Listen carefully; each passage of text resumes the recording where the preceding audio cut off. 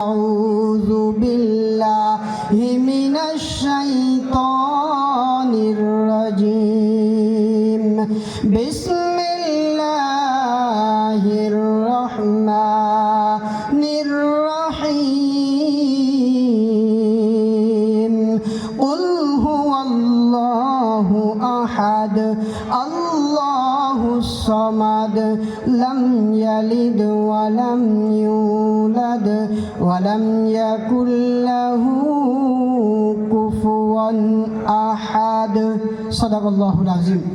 প্রিয় উপস্থিতি, আমি আপনাদের সামনে যে আয়াত যে সূরা তেলাওয়াত করেছি, এখানে আমরা যারা উপস্থিত আছি আপনারা যদি লক্ষ্য করে থাকেন তাহলে বুঝবেন যে এখানে আমরা যারা উপস্থিত আছি আমরা জানি না এমন মানুষ এখানে খুব কম আছে। আমি এমন একটি সূরা আপনাদের সামনে তেলাওয়াত করেছি, সূরাটির নাম হলো সূরাতুল ইখলাস। সূরাটির নাম কি?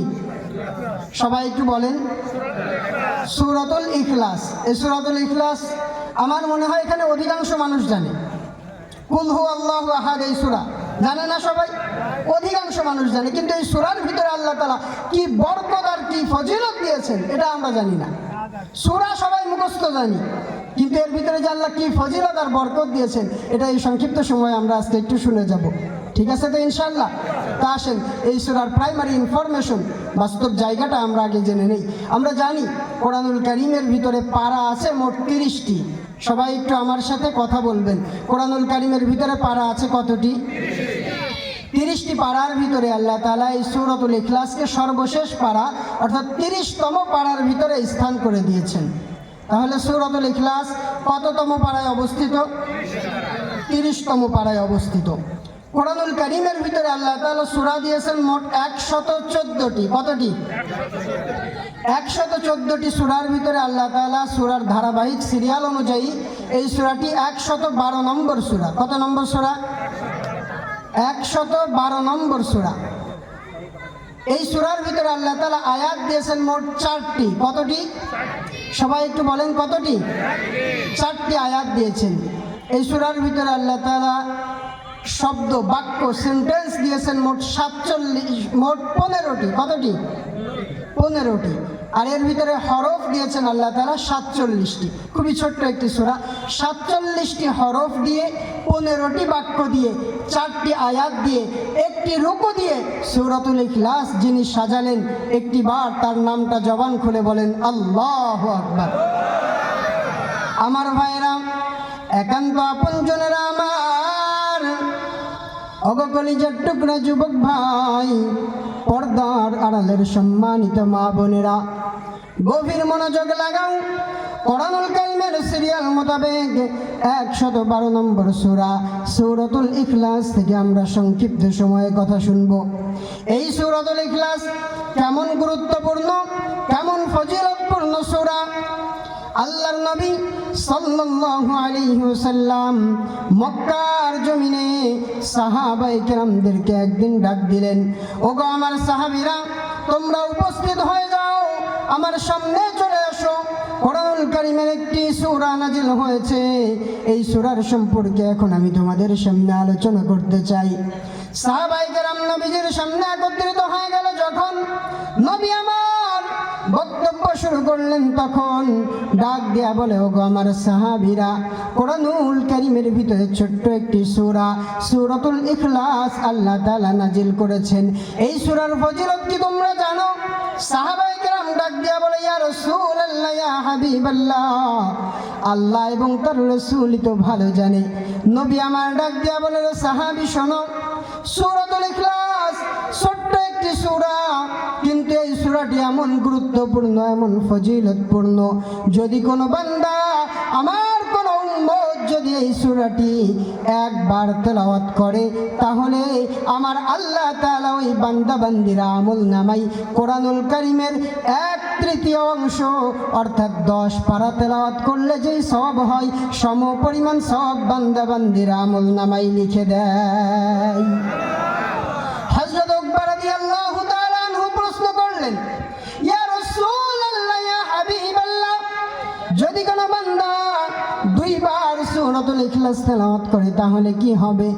নবী আমার ডাক দেয়া বলে, ওগো সাহাবী, আমার কোন উম্মত যদি এই সূরাকে 2 বার তেলাওয়াত করে, তাহলে আমার আল্লাহ তাআলা ওই বান্দা বান্দির আমল নামাই 20 পারা কোরআন তেলাওয়াত করলে যে সওয়াব হয়, সম পরিমাণ সওয়াব আমার আল্লাহ তাআলা আমল নামাই লিখে দেয়। হযরত উকবা রাদিয়াল্লাহু তাআলা আনহু আবার প্রশ্ন করলেন, ইয়া রাসূলুল্লাহ, ইয়া হাবিবাল্লাহ, যদি কোনো বান্দা 3 বার তেলাওয়াত করে তাহলে কি হবে? নবী আমার ডাক দেয়া বলেন, সাহাবী, সূরাতুল ইখলাস যদি কোনো বান্দা 3 বার তেলাওয়াত করে, তাহলে ওই বান্দা বান্দির আমল নামার ভিতরে আমার আল্লাহ তাআলা 1 খতম কোরআন তেলাওয়াত করলে যেই সওয়াব হয়, সম পরিমাণ সওয়াব বান্দা বান্দির আমল নামায় লিখে দেয়।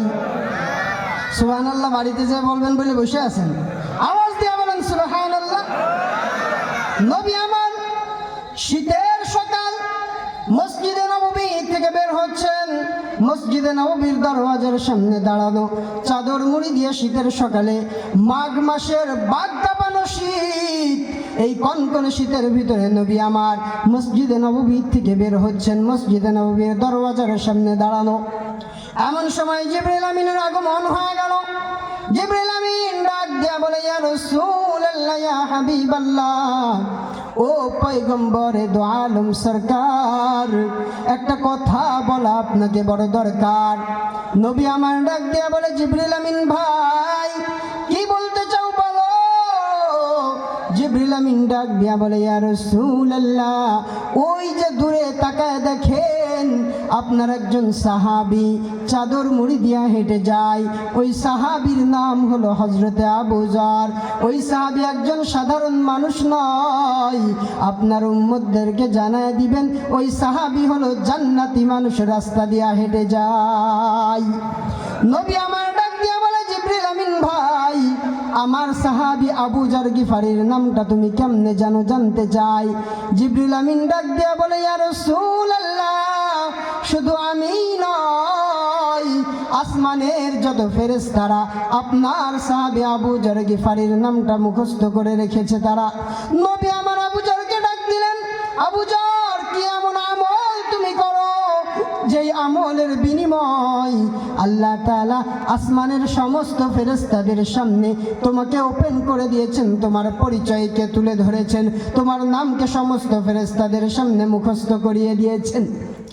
হযরত আবু যর ডাক দিয়া বলে, ইয়া রাসূলুল্লাহ, ইয়া হাবিবাল্লাহ, ছোট্ট মানুষ, তেমন কোনো আমল আমি করতে পারি না, তবে নবী গো, সারাটা জীবন তো আপনার খেদমতে কাটায় দিলাম, নিজের জন্য একটা ঘর পর্যন্ত বানাইতে পারি নাই নবী গো, তবে একটি আমল আমি করি। আপনি মক্কার জমিনে একদিন বলেছিলেন, সূরাতুল ইখলাস যদি কোনো বান্দা 3 বার তেলাওয়াত করে, তাহলে ওই বান্দার আমল নামায় 1 খতম কোরআন তেলাওয়াতের সওয়াব হয়। ইয়া রাসূলুল্লাহ, ইয়া হাবিবাল্লাহ, ওই দিনের পর থেকে নিয়ে আজকের দিন পর্যন্ত এমন একটা দিন বাদ যায় নাই গো নবী, যেই দিন আমি সূরাতুল ইখলাস 3 বার তেলাওয়াত করি নাই। সুবহানাল্লাহ বলবেন না? হযরত আবু যর গিফারি ডাক দিয়া বলে, ইয়া রাসূলুল্লাহ, ওই দিন থেকে নিয়ে আজকের এই দিন পর্যন্ত প্রতিদিন আমি সূরাতুল ইখলাস 3 বার তেলাওয়াত করে তারপরে ঘুমাতে যাই। 10, 11, 12, 13, 14, 15, 10, 11, 12, 13, 14, 15 সব সারিয়া আল্লাহর কোরআন ধরো ভাই ধরো। কি ধরতে হবে বলেন তো? আল্লাহর কোরআন কি ধরতে হবে?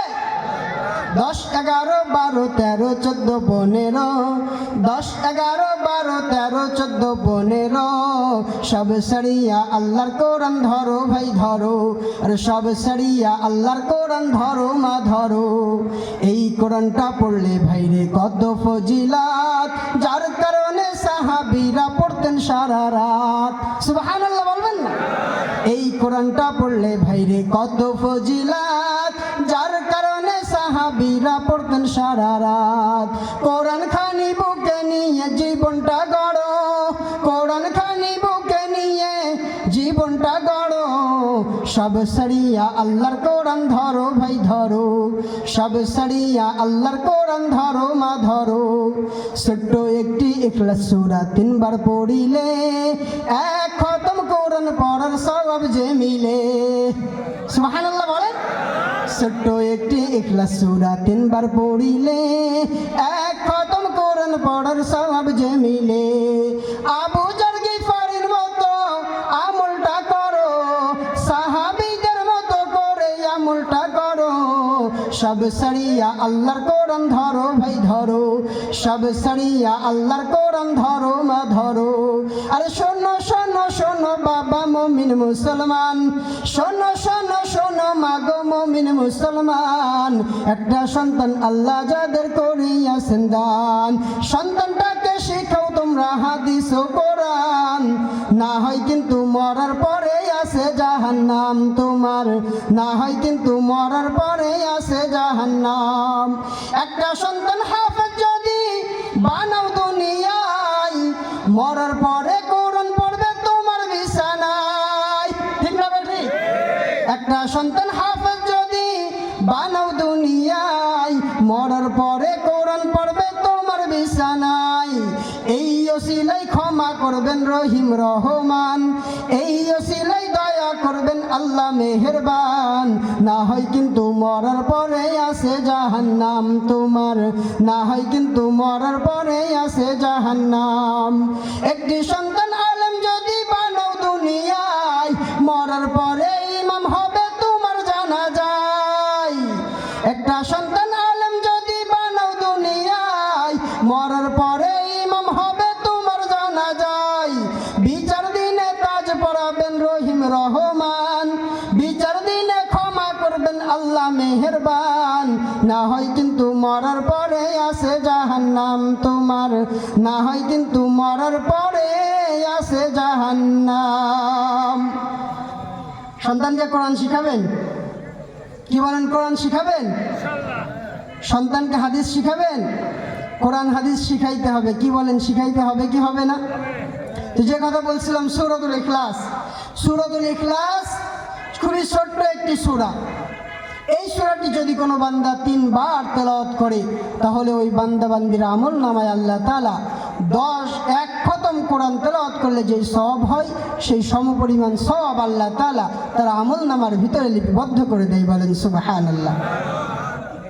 প্রিয় উপস্থিতি, আসেন আমরা এই সূরার সংক্ষিপ্ত তাফসীরের ভিতরে ঢুকে যাব। তার আগে আমি চাই আমরা সকলে মিলে এই সূরাটি একবার তেলাওয়াত করতে চাই, যদি আপনাদের থেকে অনুমতি পাই।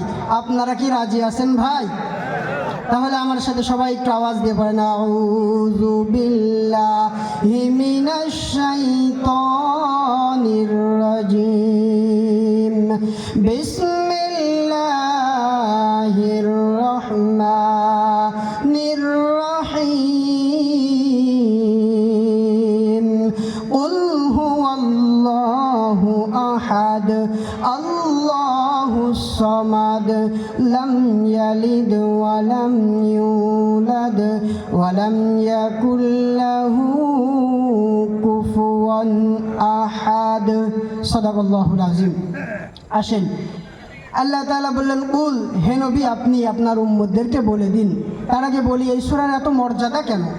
আল্লাহ তাআলা কোরআনুল কারীমে 114টি সূরা দিলেন, কোনো সূরার ব্যাপারে এই কথা বলেন নাই যে ওই সূরাটি একবার তেলাওয়াত করলে বা 3 বার তেলাওয়াত করলে 5 বার তেলাওয়াত করলে 1 খতম কোরআনের সওয়াব।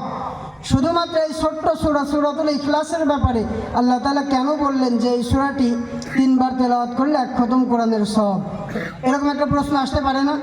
কি বলেন, আসতে পারে না? আসতে পারে। তো এর জবাব হলো, আল্লাহ তাআলা এই সূরার ব্যাপারে এজন্যই বলেছেন কারণ এই সূরার ভিতরে আল্লাহ তাআলা তার নিজের পরিচয়কে ওপেন করে দিয়েছেন। এই সূরার একটি শানে নুজুল রয়েছে। রাসূল করিম সাল্লাল্লাহু আলাইহি ওয়াসাল্লাম যখন মক্কার জমিনে কাফেরদেরকে কালিমার দাওয়াত দিতে শুরু করলেন যে, ওগো কাফের বেঈমানেরা, আসো তোমরা ইসলামের পথে আসো, কোরআনের পথে আসো, আমার আল্লাহর পথে আসো।